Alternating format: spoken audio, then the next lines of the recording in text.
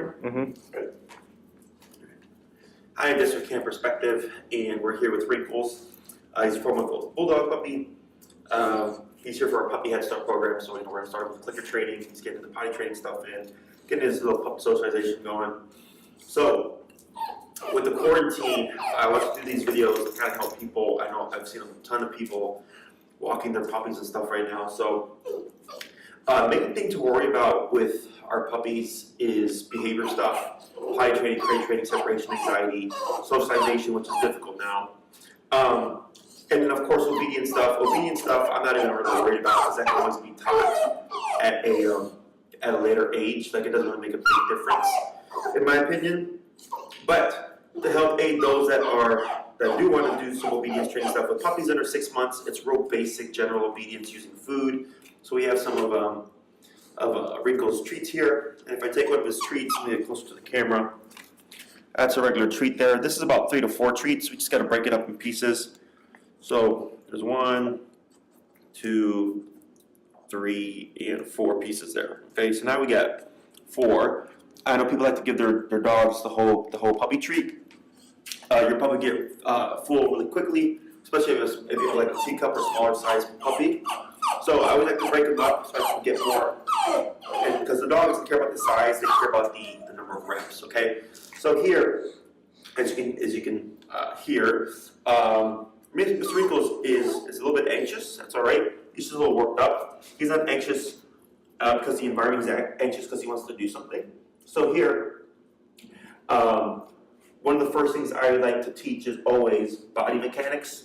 So I'm going to bring that treat and hide it between my forefinger and my thumb here. And I'm just really slowly moving around.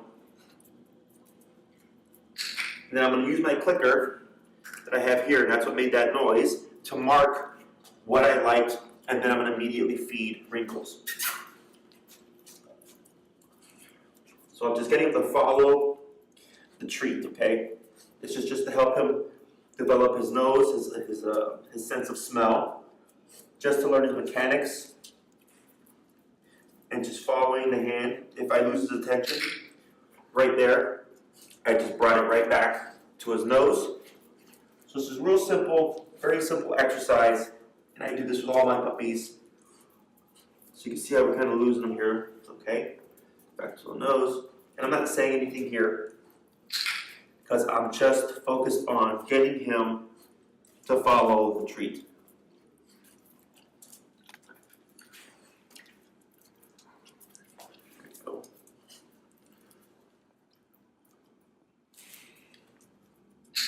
Good.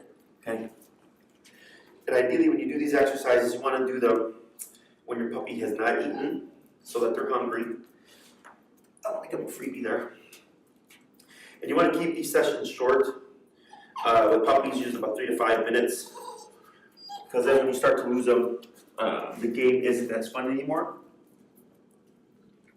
Back to the nose. Good. Good. Right there. So I'm not asking for anything else yet. I can do other stuff like moving through my legs. You know, if you have a chair or something like that, you can get the puppy moving around the chair, getting him used to moving around objects, going up and down stairs. Good. I'm moving it slowly, so I keep his attention. People tend to move really quick, and they go like this. This would be incorrect. You lose the puppy. They lose the sense. You always want to keep it right in front of that nose.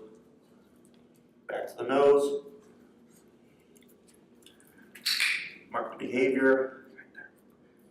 Good.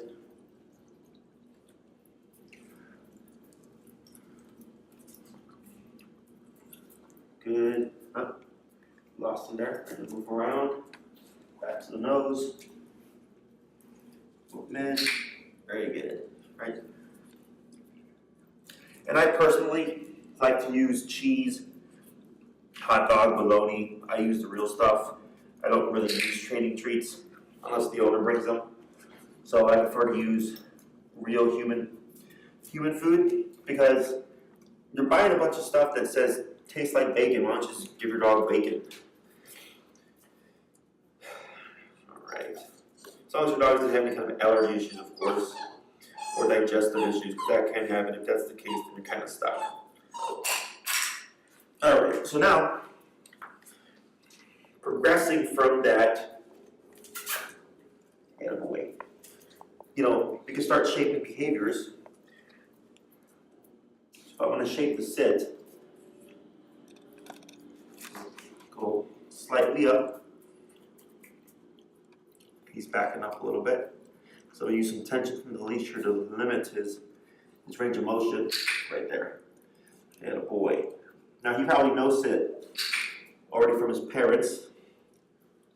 So I'm not using any words quite yet. Drop it. There we go.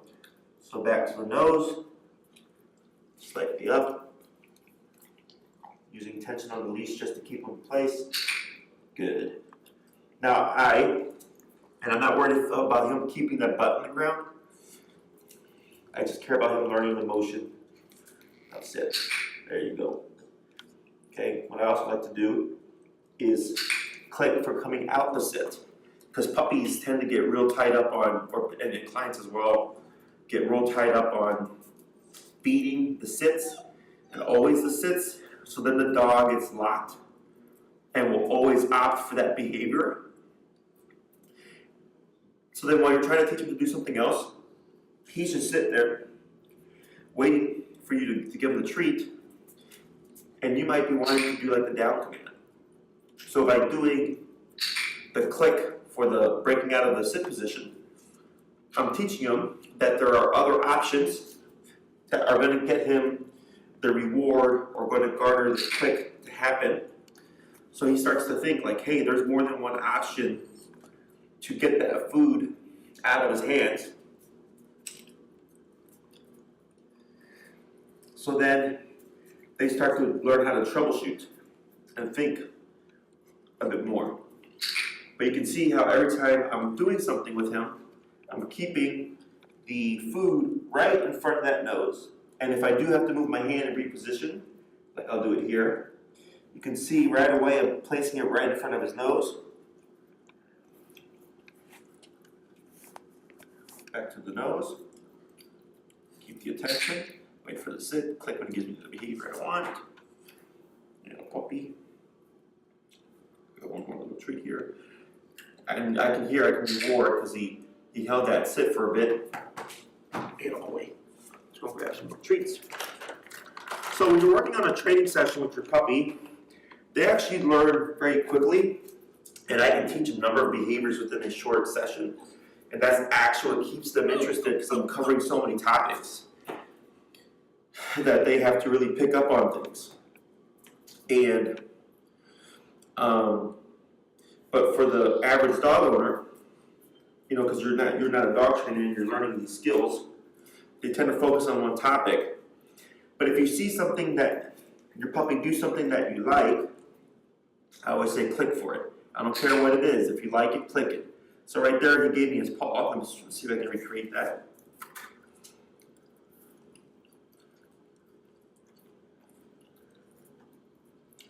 Oh, that's weird. I don't know. Sorry, the camera cut out there. So, you record the other stuff? Mm-hmm. All right. So, going back, he had just given me a paw. There we go. So I want to recreate that. So if you see your puppy do something, it might be my mistake. I always, immediately click it, reward it, and then try to figure out how did you get that behavior to happen. So in the beginning, I really don't care about teaching the skills, so to speak. I care about teaching the puppy on how to problem solve and how to follow their nose, because it teaches them how to think. So at a later age, when I'm working with them on other behaviors, they already know how to use that brain, they already know how to think through things, stuff like that, to a degree. And when it comes to food-based training, I always tell everybody, don't expect much out of your puppy, okay? It's like kindergarten. We don't send a kid to kindergarten and then expect them to be prepared for life. Like that takes years of learning and education and teaching and all that stuff. and then you become an adult, and then your puppy, or your dog, like your buddy, has a learning capacity of a 3 to 4 year old child. And when you're working with a puppy, this is real basic foundational stuff.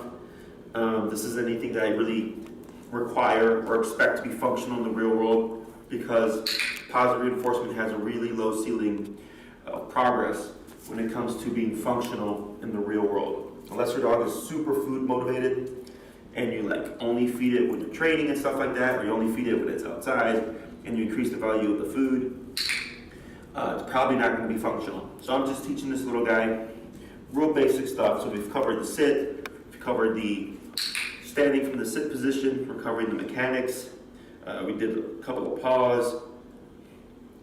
So here, now he's kind of stuck, right? He's thinking about doing the paw. I don't want him to get stuck. Back to the nose. He's thinking. But you can see how he's stuck on the sit position now. Oh, did he steal it? He stole it. It's okay.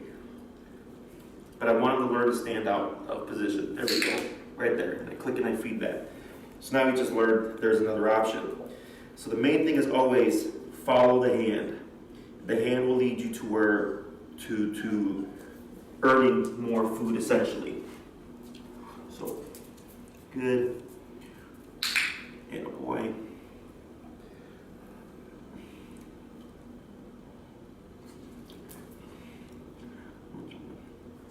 Still got that puppy breath. Good.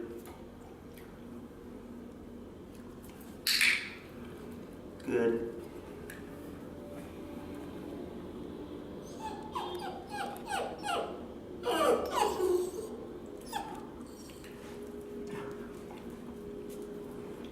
Good.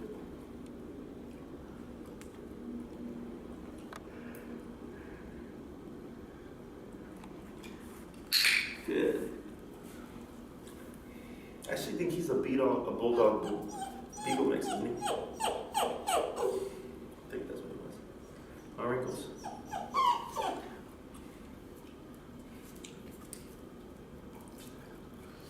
And I like teaching to sit in different positions. And in here, let's see, there we go. If he goes into a down, feed that as well. It looks like he's already got an idea of the down, actually, the way he did that. So they may have already taught him the down.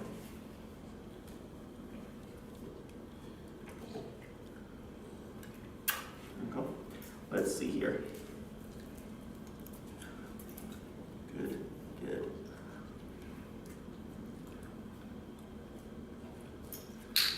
Good. And then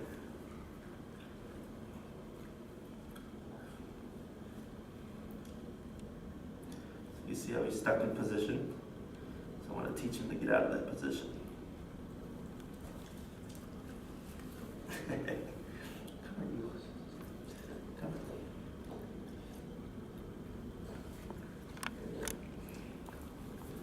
And I can use leash pressure as well. There we go. Attaboy. To get him to break out the position, but here I want him to figure it out as much as he can through the food. So that's generally what I do with puppies when I first get them, is teaching them their mechanics, using the food to make random shapes. You can do figure eights and circles around their legs through objects. Do that for a couple of sessions.